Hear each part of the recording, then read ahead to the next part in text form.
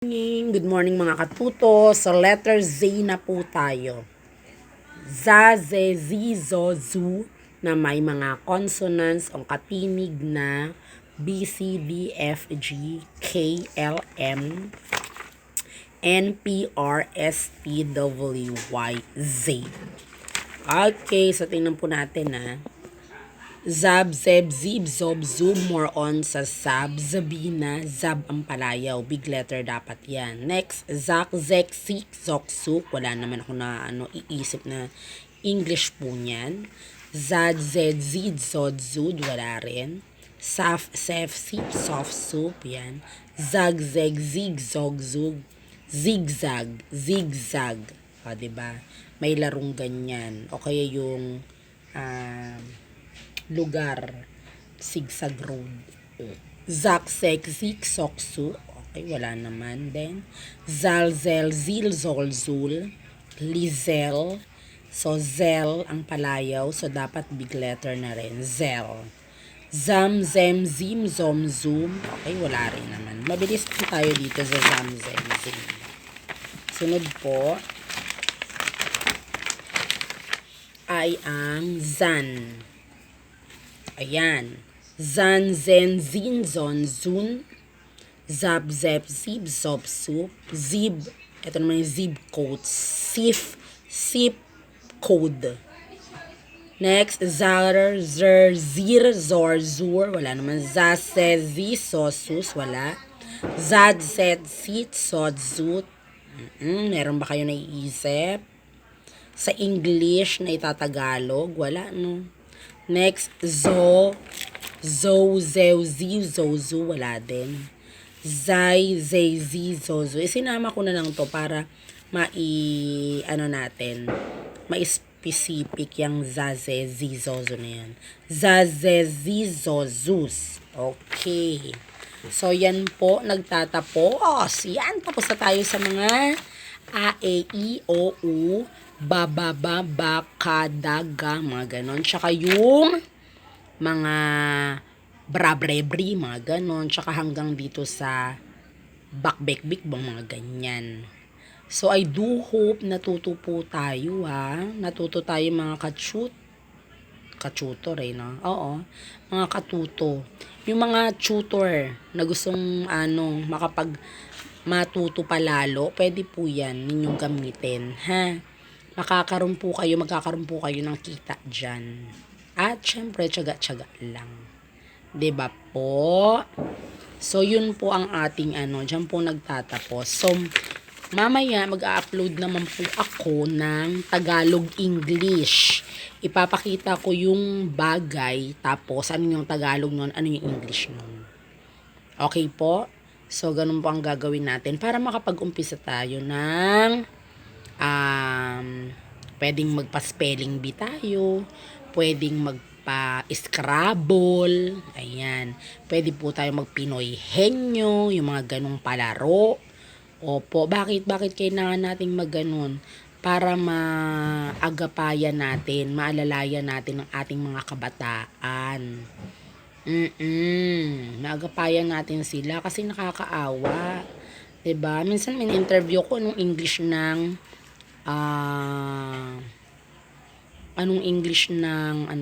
ilog. Sorry. Anong English ng dagat? Ang sagot river daw. O 'di ba? Ang nakakaawa at grade 8 na 'yun, Tapos yung English nga, sabi ko sea. Anong spelling ng sea? Tas ocean, yung karagatan, naman? May nakakasagot, may hindi. Diba? Kaya dapat po, natin, turuan po natin yung mga may edad-edad na dyan.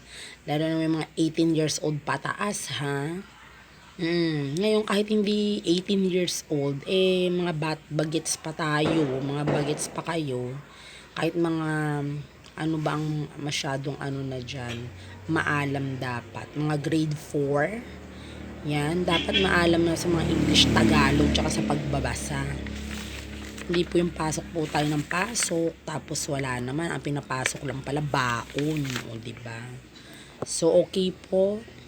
Hindi ako makapagpakita sa inyo. Baka mamali ako ng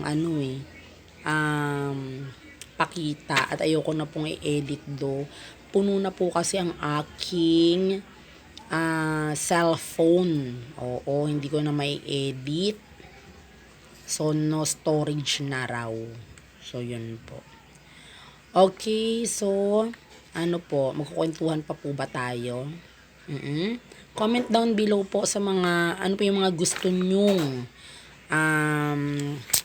maganap. Ano pa pong gusto nating ninyong aralin. Oo, ano pa po, ilagay nyo po dyan. Tapos, ilagay nyo rin po sa comment dyan. Pwede po kayo magko-comment, ha? Pwede po kayo mag-comment ng kung saan nyo po na gustong mag-start. Ayun, nag-request na po kayo. Halimbawa, Ate Mel, Ate Mel na lang. Okay, Teacher Mel. Teacher Mel dito po sa amin.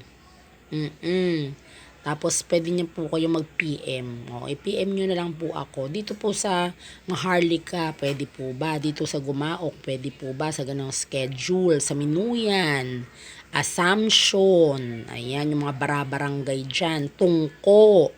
San pa po?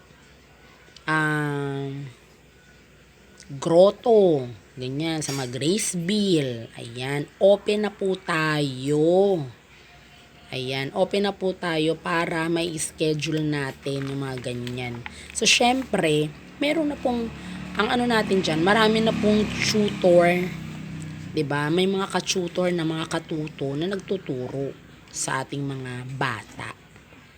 Oo. Halimbawa, isa na tutor, tapos 5 tuti. O kaya 3 tuting niya. Ganon po, ha? So, pag-uusapan po natin yan. Maganda po may ganon. Okay po? So, ano po tayo dyan mag-schedule? Ayan, go na tayo, 2024. Oo, 2024 na ngayon. Dapat may kaibahan na sa 2023 na wala tayong masyadong alam. Ito may alam na tayo. Ha? Tested ko na po ito dahil nanalo kami. Oo, sinishare ko sa inyo to. Nanalo kami ng 120,000. Oo, ng kapatid ko. Nung sumali kami sa Itbulaga. Ba't kami sumali doon?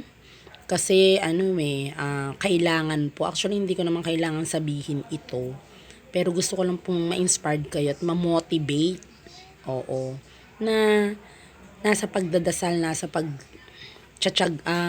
pagdadasal at saka pag-go talaga para makatulong sa kapwa at saka sa community. Kasi nga po, naghahanap ng makakatulong para dun sa pader sa Santo Rosario. Wala akong kapera-pera nun. Sabay nanood kami ng Itbulaga kasi mahilig kami manood nun time show na yan. Aba, merong ng Itbulaga, ganito, ganyan, magkapatid ba or something, magkamag-anak, oo, magkapatid yon. Punta kami ngayon sa, nasa Stop and Shop banda yun yung Itbulaga. Pumunta po kami dun sa Broadway. Pumunta kami dun. Nag-try. Ang haba nga ng pila Basta ang mahalaga, may birth certificate pareho, yung sasali, gano'n. Lakasan ng loob, ganyan. Tapos, yung ipapanalo ko dun, sabi ko, Lord, manalo sana kami ganito, ganyan, para yung hinihingi ng sa Santo Rosario Parish yun yung sa pader. 15,000 per span para magkaroon kami ng bakod.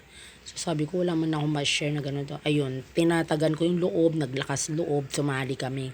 Kaya nung pagkapanalo namin, ibinigay ko na po talaga agad-agad yung 15K. Share namin ng kapatid kong si Bilin. Si Bilin M. Puerto Salonga. Na talaga namang active kami habang dun.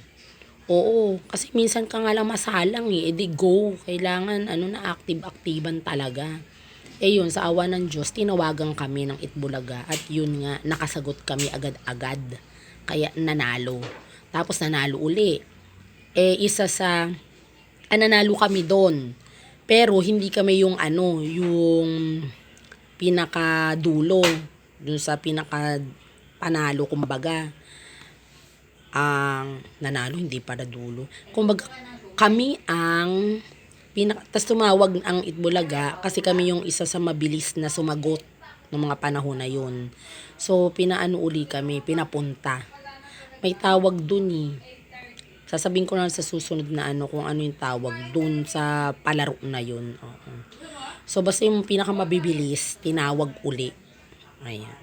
So, until then, sige, sa susunod na pa tayo magkwentuhan. Bye-bye. Salamat sa panonood.